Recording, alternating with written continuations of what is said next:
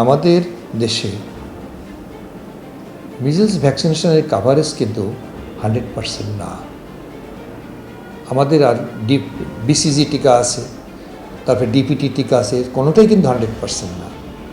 কিন্তু এর ভিতরে মিজলসটা নিয়ে আমাদের হয়েছে কেন? কারণ অন্য যে ব্যাকটেরিয়া, যে ভাইরাস যেগুলো আছে, তার থেকে এই ভাইরাসটার সংক্রমণ ক্ষমতা অনেক বেশি।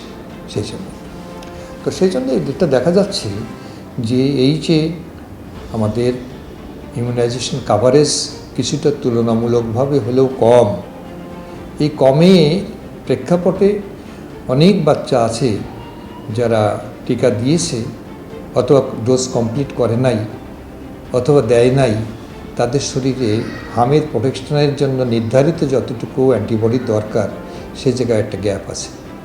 এবং দিনে দিনে একদিনে কিন্তু হয় না, এটা দিনে দিনে এই গ্যাপ বাড়ছে।